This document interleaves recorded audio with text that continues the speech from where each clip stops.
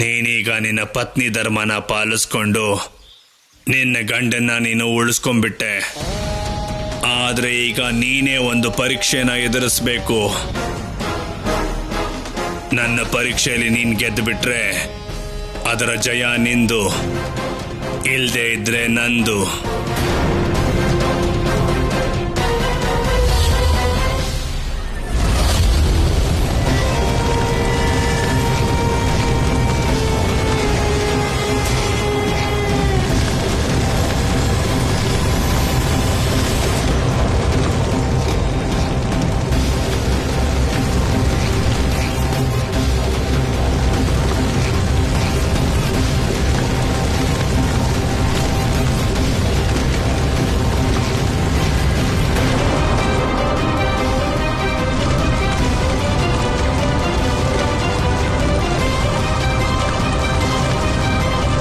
ಪ್ರಳಯವೇ ಆದ್ರೂ ಪರವಾಗಿಲ್ಲ, ನಾನು ಋಷಿವರಿಯರ ನಿದ್ದೆ ಹಾಳಾಗೋದಕ್ಕೆ ಬಿಡೋದಿಲ್ಲ.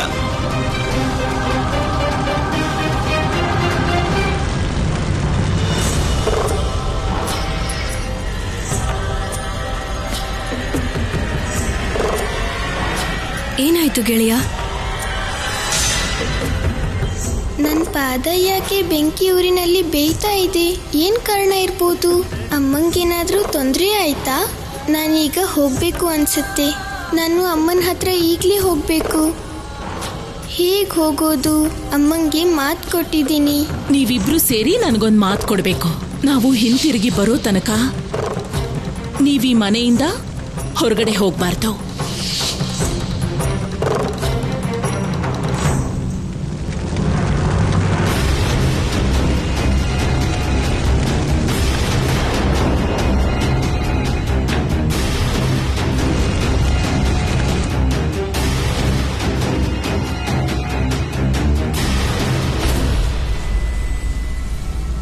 ಶಿವ ಹೀಗೆ ಚಿಂತೆಲಿ ಕೂತಿದ್ದಾರೆ ಅಂದ್ರೆ ಅವರ ಯಾರೋ ಭಕ್ತರಿಗೆ ಬಹಳ ಸಂಕಟ ಆಗಿದೆ ಅನ್ಸುತ್ತೆ.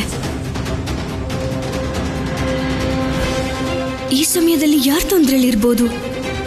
ಯಾರ ಸಮಸ್ಯೆಗೆ ಶಿವ ಇಷ್ಟೊಂದು ಗಂಭೀರವಾಗಿ ಕೂತಿರ್ಬೋದು?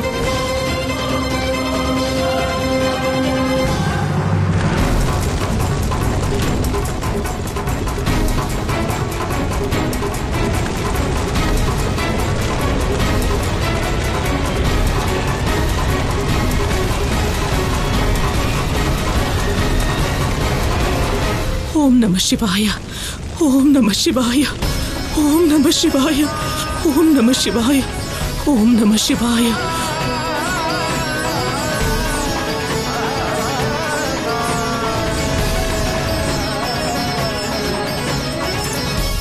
ಬೇಡ ಗೆಳತಿ,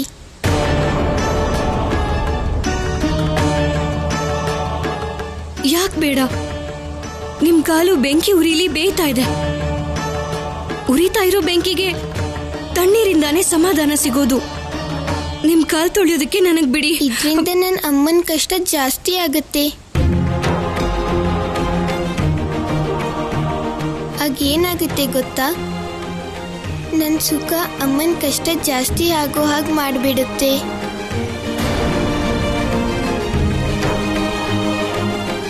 ನಿಮ್ ಕಾಲಿನ ಬೆಂಕಿಗೂ ಅವ್ರಿಗೂ ಏನ್ ಸಂಬಂಧ ಗೆಳೆಯ?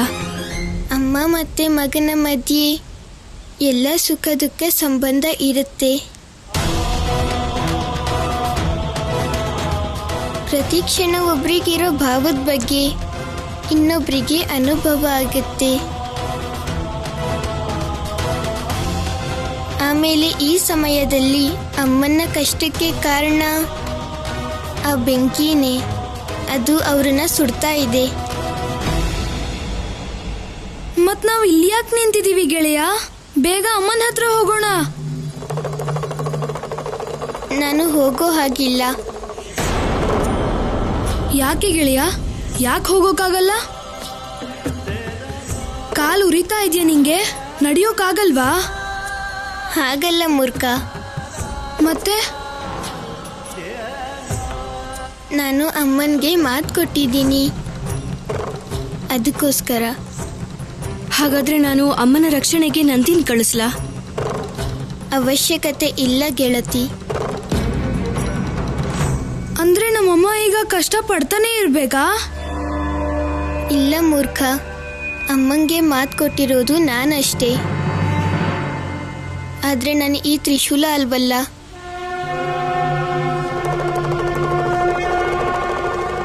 ತ್ರಿಶೂಲ, ಹೋಗು, ನನ್ನ ಅಮ್ಮಂಗೆ ಬಂದಿರೋ ಸಂಕಟನ ದೂರ ಮಾಡು.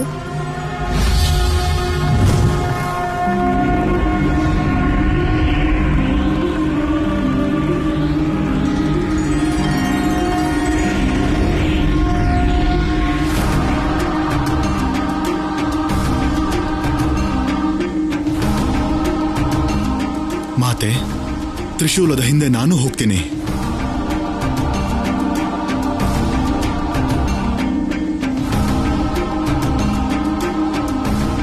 ನನ್ನ ಅಮ್ಮಂಗೆ ಬಂದಿರೋ ಸಂಕಟ ಬೇಗ ದೂರ ಆಗುತ್ತೆ. ಚಿಂತೆ ಮಾಡಬೇಡಿ ಗೆಳೆಯ, ಸಂಕಟ ಖಂಡಿತ ದೂರ ಆಗುತ್ತೆ. ಶಿವ, ಇದೇ ನಿಮ್ಮ ಪ್ರೀತಿ ಮತ್ತೆ ಕಾಳಜಿ. ನೀವು ಯಾರನ್ನಾದ್ರೂ ಇಷ್ಟಪಟ್ರೆ ಪ್ರಾಮಾಣಿಕವಾಗಿ ಅವ್ರನ್ನ ಇಷ್ಟಪಡ್ತೀರಾ. ವಿನಯನೇ ನಿಮ್ಮ ಮೂಲ ಸ್ವರೂಪ ಶಿವ.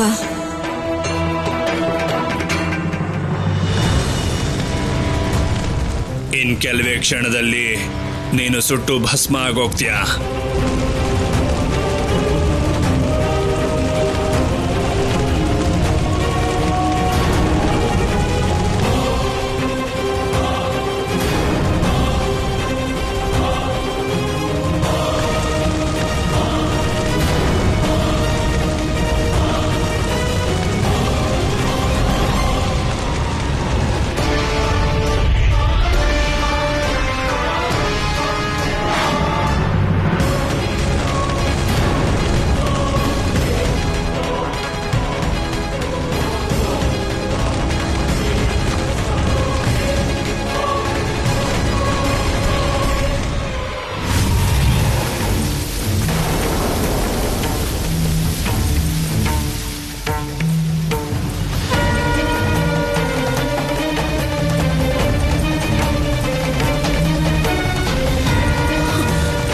ಶಿವಾಯ, ಓಂ ನಮಃ ಶಿವಾಯ, ಓಂ ನಮಃ ಶಿವಾಯ.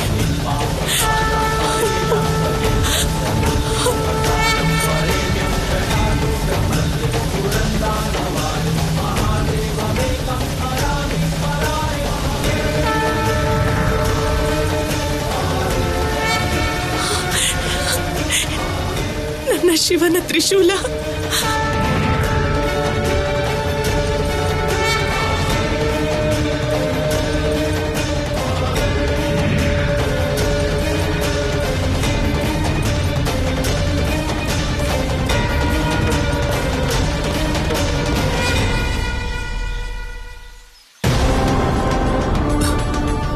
ಇದೆಲ್ಲ ಏನು ದೇವಿ?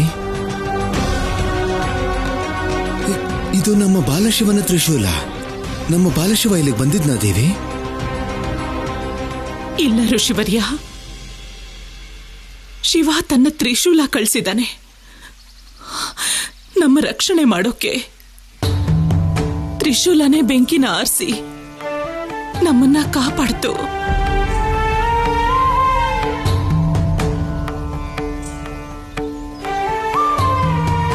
ನೀವೊಬ್ಬರೇ ಬೆಂಕಿನಲ್ಲಿ ಒದ್ದಾಡ್ತಾ ಇದ್ರಾ? ನನ್ನನ್ನು ಯಾಕೆ ಎಚ್ಚರಿಸಲಿಲ್ಲ ನೀವು? ನೀವು ಬಹಳ ಗಾಢ ನಿದ್ರೆಯಲ್ಲಿದ್ರಿ ಋಷಿವರ್ಯ.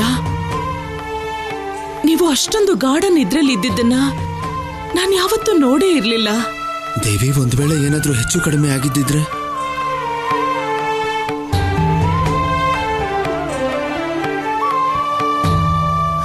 ಯಾಕೇನಾದ್ರೂ ಸಮಸ್ಯೆ ಆಗುತ್ತೆ ಋಷಿವರ್ಯ?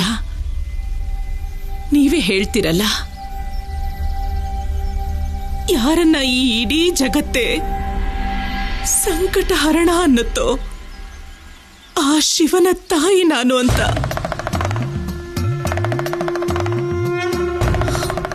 ಧನ್ಯವಾದ ಶಿವ, ನೀನು ನನ್ನ ಮತ್ತು ನನ್ನ ಧರ್ಮನ ಕಾಪಾಡ್ಬಿಟ್ಟೆ.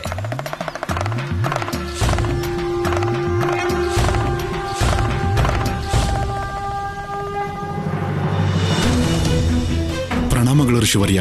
ಪ್ರಣಾಮಗಳು ಮಾತೆ. ನಂದಿ, ನೀವಿಲ್ಲಿ? ಹೌದು ಋಷಿವರ್ಯ, ಪ್ರಭುಗಳ ನೋವು ನೋಡಿ ನನಗೆ ತಡೆಯೋಕ್ಕಾಗ್ಲಿಲ್ಲ.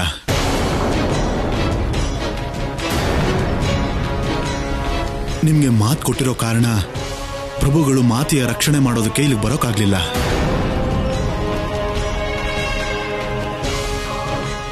ಅದಕ್ಕೆ ಅವರು ತಮ್ಮ ತ್ರಿಶೂಲನ ಕಳಿಸಿದ್ರು. ನಾನು ಅದರ ಹಿಂದೆನೆ ಓಡ್ತಾ ಬಂದೆ ಋಷಿವರ್ಯ. ಏನೋ ನನ್ನ ಶಿವನಿಗೆ ನೋವಾಯ್ತಾ? ಹೌದು ಮಾತೆ, ನೀವಿಲ್ಲಿ ಬೆಂಕಿಲಿ ಬೇಯ್ತಾ ಇದ್ರೆ ಅಲ್ಲಿ ಪ್ರಭುಗಳು ಬೇಯ್ತಾ ಇದ್ರು.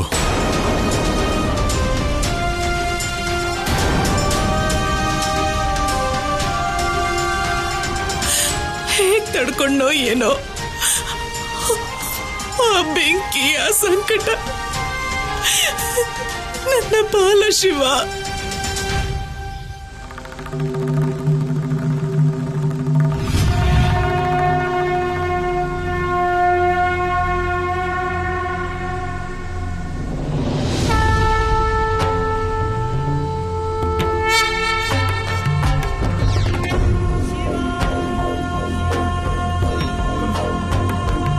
ನನ್ನ ನೋವು ಕಡಿಮೆ ಆಗಿದೆ ಅಂತಂದ್ರೆ ಅದಕ್ಕೆ ಕಾರಣ ಏನು ಅಂದ್ರೆ ನನ್ನ ಅಮ್ಮನ ನೋವು ಕಡಿಮೆ ಆಗಿದೆ ಅನ್ನೋದು.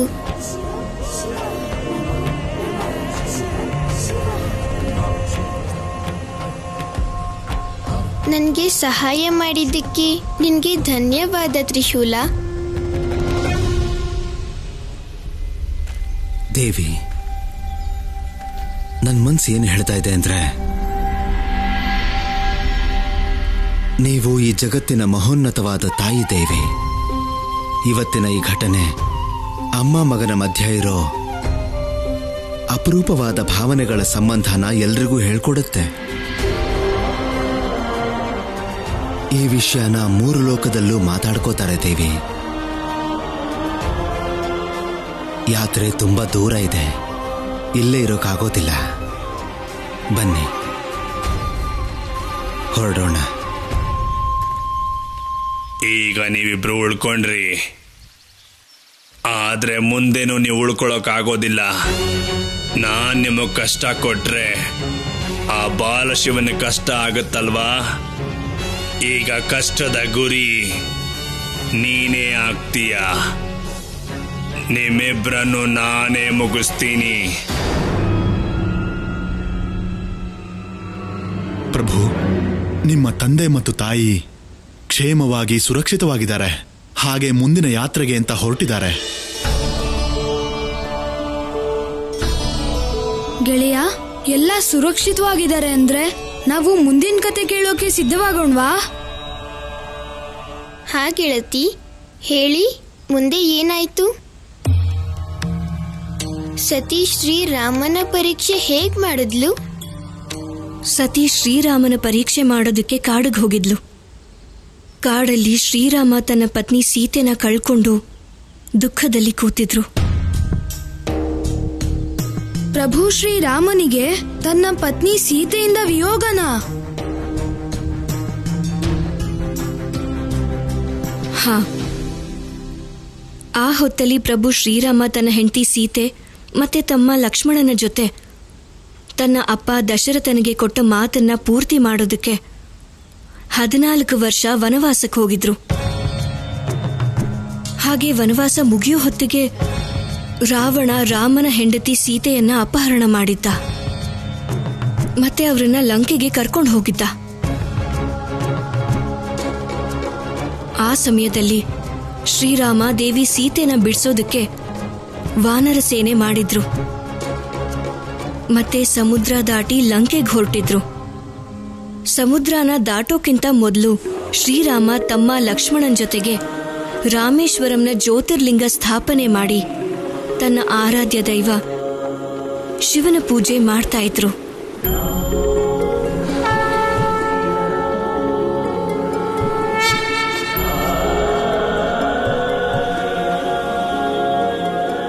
ಶಿವನೇ ನನಗೆ ಅತ್ಯಂತ ಪ್ರಿಯವಾದವರು, ನನ್ನ ಆರಾಧ್ಯ ದೈವ. ಅವರಿಂದ ದೂರ ಆಗಿ ಅವರನ್ನ ತ್ಯಾಗ ಮಾಡಿ ನನ್ನನ್ನು ಯಾರು ಪಡ್ಕೊಳಕ್ಕಾಗಲ್ಲ ಲಕ್ಷ್ಮಣ.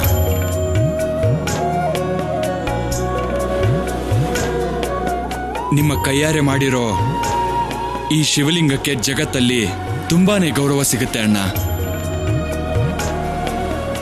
ನನ್ನ ಕೈಯಾರ ನಿರ್ಮಿಸಿದ ನನ್ನ ಆರಾಧ್ಯನ ಈ ಶಿವಲಿಂಗ ರಾಮೇಶ್ವರ ಜ್ಯೋತಿರ್ಲಿಂಗ.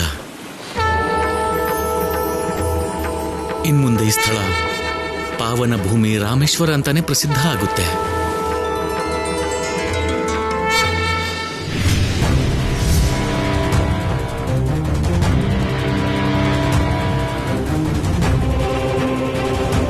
ಯಾವ ರಾಮನ್ನ ಶಿವ ಧ್ಯಾನ ಮಾಡ್ತಾರೋ ಆ ರಾಮನನ್ನ ಇವತ್ತು ನಾನು ಪರೀಕ್ಷೆ ಮಾಡಬೇಕು. ನಾನು ನಿಮ್ಮ ಪತ್ನಿ ಸೀತೆಯ ರೂಪ ಧಾರಣೆ ಮಾಡಿಕೊಂಡು ನಿಮ್ಮ ಎದುರಿಗೆ ಬರ್ತೀನಿ. ನಿಮ್ಮ ಪ್ರೀತಿ ಮತ್ತೆ ನಿಮ್ಮ ಬುದ್ಧಿಯ ಪರೀಕ್ಷೆ ಮಾಡ್ತೀನಿ.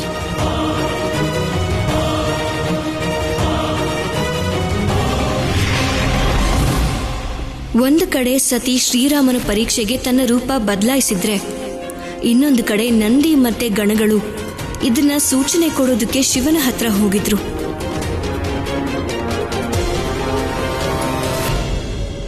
ಮಾತೆ ತುಂಬಾ ದೊಡ್ಡ ತಪ್ಪು ಮಾಡಕ್ ಹೊರಟಿದ್ದಾರೆ ಪ್ರಭು. ನೀವು ಅವರನ್ನ ತಡಿಬೇಕು ಪ್ರಭು.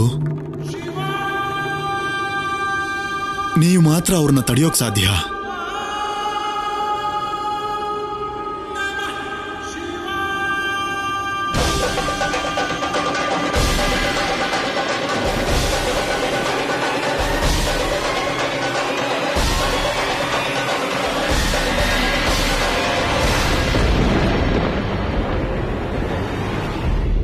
ಸತಿ ಈಗ ತನ್ನ ಅಪೂರ್ಣತೆಯ ಶಿಕ್ಷೆಯನ್ನು ಅನುಭವಿಸಲೇಬೇಕು.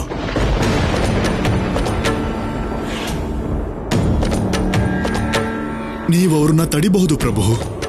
ದಯವಿಟ್ಟು ಅವ್ರನ್ನ ತಡಿರಿ. ನಂದಿ, ಯಾವುದೇ ಕೆಲಸದಲ್ಲೂ ಆರಂಭದ ನಿರ್ಧಾರ ಅಂತ್ಯ ಆಗಿರುತ್ತೆ.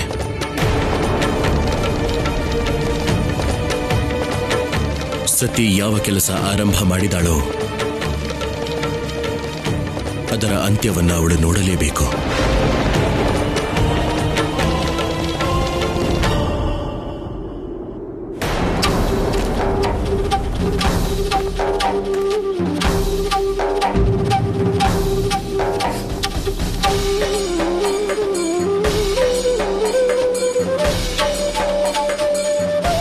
ಸೀತಾಮಾತೆ,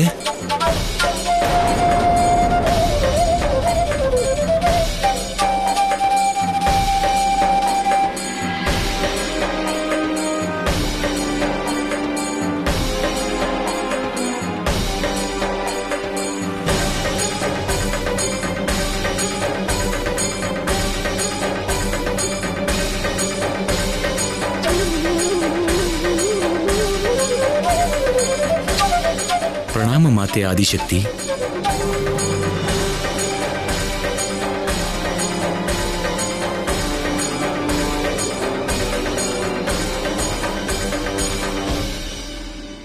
ನೀವಿಲ್ಲಿ ಒಬ್ಬರೇ? ಪ್ರಭು ಮಹಾದೇವ ಇಲ್ಲಿದ್ದಾರೆ. ಎಷ್ಟು ಸಂತೋಷದ ವಿಷಯ ನೋಡಿ. ಯಾವ ಶಕ್ತಿ ಇಲ್ದೇನೆ ಶಿವನ ಪೂಜೆ ನಡೆಯೋದಿಲ್ವೋ ಆ ಶಿವನ ಪೂಜೆನ ಸಫಲ ಮಾಡೋದಕ್ಕೆ ಮಾತೆ ಆದಿಶಕ್ತಿ ಸ್ವಯಂ ಬಂದಿದ್ದಾರೆ.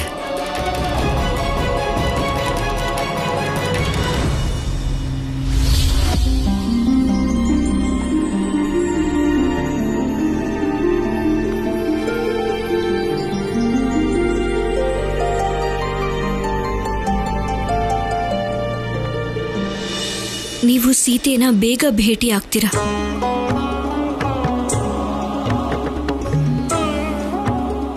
ನಾನು ಕ್ಷಮೆ ಕೇಳ್ತೀನಿ. ಮಾತೆ ಆದಿಶಕ್ತಿಗೆ ಕ್ಷಮೆ ಕೇಳೋ ಅವಶ್ಯಕತೆನೇ ಇಲ್ಲ. ನನ್ನ ಮನಸ್ಸಲ್ಲಿ ಹುಟ್ಟಿದಂತ ಸಂದೇಹಕ್ಕೋಸ್ಕರ ಕ್ಷಮೆ. ಆ ಕಾರಣದಿಂದಲೇ ನಿಮ್ಮ ಪರೀಕ್ಷೆ ಮಾಡಿದ್ದು. ಆದಿಶಕ್ತಿಯ ಮಾಯೆಯನ್ನ ಯಾರು ಅರ್ಥ ಮಾಡ್ಕೋತಾರೋ ಅವರು ಖಂಡಿತವಾಗಿ ಪರಬ್ರಹ್ಮನಿಗೆ ಸಮಾನ. ಶಿವನ ಆರಾಧ್ಯ ದೈವ ಶ್ರೀರಾಮನಿಗೆ ನನ್ನ ಪ್ರಣಾಮ. ಮಂಗಲ ಭವನ ಮಂಗಲ ಶಿವ ನನ್ನ ಆರಾಧ್ಯ ದೈವನೇ ಮಾತೆ. ನಾನು ಸದಾ ಅವರ ಹೆಸರನ್ನ ಧ್ಯಾನ ಮಾಡ್ತೀನಿ. ಇದೇ ಹರಿ ಮತ್ತೆ ಹರರ ಸಮನ್ವಯ. ಪಾಲನೆ ಮಾಡೋರು ಮತ್ತೆ ಸಂಹಾರ ಮಾಡೋರ ಸಮ್ಮಿಲನ. ಇದರಿಂದಾಗಿ ಇಡೀ ಜಗತ್ತೇ ಸಂಚಾಲನ ಆಗುತ್ತೆ. ನಾನಿವತ್ತು ಇಲ್ಲಿಂದ ದಿವ್ಯ ಜ್ಞಾನನೇ ತಗೊಂಡು ಹೋಗ್ತಿದ್ದೀನಿ. ಅನುಮತಿ ಕೊಡಿ.